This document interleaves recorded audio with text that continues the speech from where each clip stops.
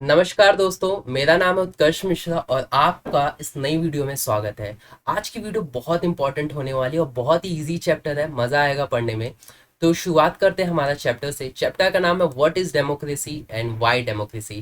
Basically जो chapter है वो डेमोक्रेसी के ऊपर बताता है। ये डेमोक्रेसी आप लोगों के लिए नया वर्ड बिल्कुल भी नहीं होगा, ठीक है, अगर आप लोग अब पहले पढ़ के हुए आए हो। क्लियर, मैं यहाँ मजाक नहीं उड़ा, जैसे आपको आइडिया दे रहा हूँ। ये डेमोक्रेसी बिल्कुल भी एक नया वर्ड नहीं है। आप लोगों ने पढ़ा भी होगा, नहीं पढ़ा होगा तो सुना तो एटलीस्ट होगा ही कि डेमोक्रेसी आखिर क्या होता है। ये चैप्टर ना पूरी डेमोक्रेसी के ही बारे में बताएगा कि डेमोक्रेसी क्या है, डेमोक्रेसी के फायदे क्या है, डेमोक्रेसी के नुकसान क्या है। ये सारा चैप्टर इसी पे डील करता है। साथ ही साथ इस चैप्टर पढ़ने से अच्छी चीज ये होती है कि डेमोक्रेसी को लेकर ना आपकी जो समझ है, जो अंडरस्टैंडिंग है ना, वो काफी ज्यादा अच्छी हो जाती है। इस चैप्टर को पढ़ने के बाद ये अंडरस्टैंडिंग आप इजिली कर सकते हो कि किस देशों में डेमोक्रेसी है और किन देशों में डेमोक्रेसी नहीं है, और डेमोक्रेसी आखिरकार कहते किसे हैं। ये चैप्टर पढ़ने के बाद आपको अच्छे से समझ में आ जाएगा। डेमोक्रेसी के फायदे, डेमोक्रेसी के नुकसान, ये क्या है, सब समझ जाओगे। अब आप सोच रहे होगे कि इतनी देर से डेमोक्रेसी डेमोक्रेसी बोल रहे हो, आखिरकार डेमोक्रेसी है क्या, मैंने 8th क्लास में नहीं पढ़ा है। तो कोई नहीं, अपन पढ़ाते हैं अभी। सो क्या है, what is democracy and why democracy है, ये बेसिकली हमारा है। आप ये देखते हैं, थोड़ा नेक्स्ट स्लाइड हो गया, मैं पेन एक बार मार्क कर लेता हूँ, क्लियर है ना। सो हमारा क्या है, what is democracy and why democracy. तो चैप्टर कहता है कि आखिरकार डेमोक्रेसी है क्या, जो हम डेफिनेशन से हम समझ लेंगे और पूरा चैप्टर एंड होते होते हम समझ ही लेंगे कि आखिरकार डेमोक्रेसी है क्या। दूसरा कहता है कि व्हाई डेमोक्रेसी, डेमोक्रेसी ही क्यों, कोई और चीज क्यों नहीं। देखो, दो चीजें होती हैं। जैसे इससे पहले एक चीज समझो, क्या होता है कि जैसे आपका एक फोन है, एग्जांपल लो, आपका एक फोन है। फोन में अलग अलग वर्जन्स होते हैं। जैसे किसी फोन में एंड्रॉयड होगा, कोई फोन आईओएस का होगा, कोई विंडोज का होगा। अब क्या होता है कि अगर हम ये देखें कि अगर हम अपने फ़ोन के अंदर हम iOS वर्जन लगा के देखें तो कैसा चल रहा है। अगर अपने फ़ोन के अंदर हम विंडोज़ का अपडेट कर दें, विंडोज़ वर्जन लगा दें तो कैसा चल रहा है। और अगर हम अपने फ़ोन के अंदर iOS लगा दें तो कैसा चल रहा है। यानी तीन, एंड्रॉयड लगा के देख लिया हमने, iOS लगा के देख लिया, विंडोज़ लगा के देख लिया, तो हमें कौन सा बेस्ट लगा। तो सेम इसी तरीके से डेमोक्रेसी, यहाँ पे फ़ोन हमारा का एक देश है। देश के अंदर अलग अलग वर्जन्स हैं रूल करने के लिए। जैसे फोन को चलाने के लिए अलग अलग वर्जन्स थे, उसी तरीके से डेमोक्रेसी को चलाने के, देश को, सॉरी माफ कीजिएगा, देश को चलाने के लिए अलग अलग वर्जन्स है, जिसमें से डेमोक्रेसी एक वर्जन है, मोनार्की सिस्टम एक वर्जन है, डिक्टेटरशिप एक वर्जन है। तो यहाँ पर यही हम समझने की कोशिश करेंगे कि डेमोक्रेसी ही क्यों, क्यों हम मोनार्की को नहीं चुनते, क्यों हम डिक्टेटरशिप को नहीं चुनते। ये चैप्टर के अंदर जैसे जैसे हम पढ़ेंगे तो हमारी अंडरस्टैंडिंग बढ़ती जाएगी। सो अभी हमने अपने फोन में कौन सा सिस्टम लगा रखा है, हमने डेमोक्रेसी वाले सिस्टम को अपडेट कर रखा है। और मजे की बात बताता हूँ आप लोगों को, आजकल के जो जमाना है ना, उसमें हर कोई क्या चाहता है, अपने आप को डेमोक्रेसी कहलाना चाहता है। यानी कोई भी देश है वो ये चाहता है कि वी आर डेमोक्रेटिक, हमारा जो देश है वो डेमोक्रेसी वाले सिस्टम पे रन करता है, हमारे देश के अंदर डेमोक्रेसी है। यानी कोई भी आज का देश है वो ये नहीं कहलाना चाहता देश के सोसाइटी के अंदर कि हम डिक्टेटरशिप, हमारे देश के अंदर, हमारे देश के अंदर मोनार्की है। अगर हो भी तो उसे छुपा देते हैं, दिखाने की कोशिश नहीं करते। क्लियर, वो बस यही कहते हैं, या उनका मेन मोटिव यही है कि आखिरकार डेमोक्रेसी है, हम डेमोक्रेटिक हैं। तो डेमोक्रेसी की पहले डेफिनेशन समझते, बहुत बातें हो गई।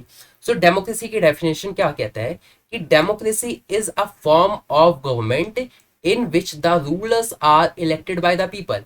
जैसी डेफिनेशन लिखी है वैसे ही लिखिएगा एग्जाम में। पूछा जाए भाई व्हाट इज डेमोक्रेसी, तो बहुत इजी है कि democracy is a form of government in which the rulers are elected by the people. यानी डेमोक्रेसी के अंदर क्या होता है कि एक ऐसी गवर्नमेंट होती है, या फॉर्म करने का, एक गवर्नमेंट फॉर्म करने का एक ऐसा तरीका है जहां पे जो रूलर्स हैं, यानी जो देश को रूल कर रहे हैं वो लोगों के द्वारा इलेक्ट होंगे। जैसे इंडिया का एग्जांपल ले लो, हम डेमोक्रेटिक है। इंडिया के अंदर जो रूलर है, जैसे रूलर कौन कौन है, सीएम है, और कौन है हमारे देश के अंदर, पीएम है। ये किसके द्वारा इलेक्ट होते हैं, ये किसके द्वारा, लोगों के द्वारा इलेक्ट होते हैं। पीएम को कौन वोट देता है, हम देते हैं। सीएम को कौन वोट देता है, हम देते हैं। तो जहां पे जो रूलर्स होता है वो किसके द्वारा इलेक्ट हो, लोगों के द्वारा इलेक्ट हो, उसको हम डेमोक्रेसी कहते हैं। उन देशों में हम ये कह सकते हैं कि भाई ये देश जो है डेमोक्रेटिक है। अब डेमोक्रेसी के बारे में थोड़ी और भी चीज जानते हैं। आखिरकार जो डेमोक्रेसी है, ये जो वर्ड आपको देखने को मिलता है ना, ग्रीक से आया है। कहाँ से है, ग्रीक से। ग्रीक में से क्या कहा जाता है? डेमोक्रातिया। अब प्रोनाउंसिएशन में हो सकता है इशू हो मेरे, कुछ भी आप पढ़ लो इसे। आखिर का मतलब क्या है वो हम अच्छे से समझेंगे। जहां पे डेमोस का मतलब होता है बाय द पीपल, यानी माफ कीजिएगा पीपल होता है, और क्रातिया मतलब होता है रूल। यानी डेमोस का मतलब क्या होता है? पीपल, और क्रातिया का मतलब होता है रूल। यानी ये बन गया रूल बाय द पीपल। ये मैं पढ़ रहा था। रूल बाय द पीपल मतलब कि जहां पे जनता का शासन हो। जनता का शासन का मतलब जनता ही सब कुछ हो, जैसा जनता चाहे देश के अंदर वैसा हो। अब क्या होता है, देखो दो होती है, एक होती है नॉन डेमोक्रेटिक गवर्नमेंट, एक होती है डेमोक्रेटिक गवर्नमेंट। अब डेमोक्रेटिक गवर्नमेंट वो होती है जहां पे जो जो जनता के द्वारा चुनी जाती है।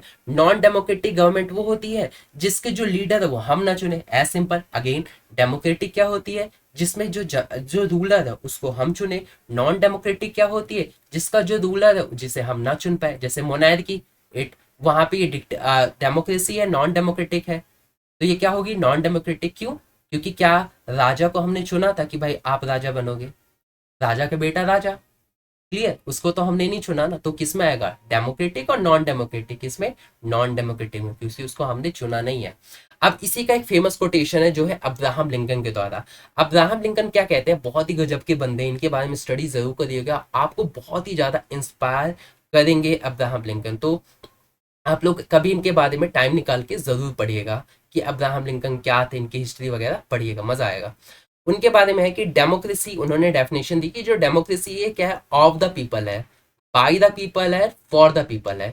इनकी जो डेफिनेशन है वो कहती है कि जो डेमोक्रेसी है वो जनता के द्वारा बनाई जाती है, जनता के लिए बनाई जाती है, और जनता के द्वारा ही चलती है। क्लियर? यानी जनता ही बनाती है उसे, जनता के लिए काम करती है वो, और जनता ही अगर पार्टिसिपेट करे, पीपल ही अगर पार्टिसिपेट करे तो ही चलेगी। लोग अगर पार्टिसिपेट ही ना करे तो क्या मकसद है? मान लेते हैं मैंने कोई एक इवेंट ऑर्गेनाइज किया, लोग उसके अंदर पार्टिसिपेट ही ना करे, आए ही ना, तो क्या उस इवेंट का मतलब है? कोई मैं ही पै करूंगा, कोई मतलब तो है नहीं ना। सो उम्मीद करता हूँ ये जो डेमोक्रेसी की वीडियो आपको बहुत अच्छी लगी होगी, डेमोक्रेसी की डेफिनेशन समझ में आ गया होगा, डेमोक्रेसी का ओरिजिन कहाँ से हुआ ये भी समझ में आ गया, और एक महान बंदा अब्राहम लिंकन ने डेमोक्रेसी का क्या कोटेशन दिया, क्या कोड दिया, ये भी समझ में आ गया होगा। उम्मीद करता हूँ वीडियो आप लोगों को बहुत अच्छी लगी है। वीडियो कैसी लगी है प्लीज मुझे कमेंट करके जरूर बता सकते हो, ये तो आपका हक बनता है। दोस्तों में शेयर करना जरूर मत भूलिए।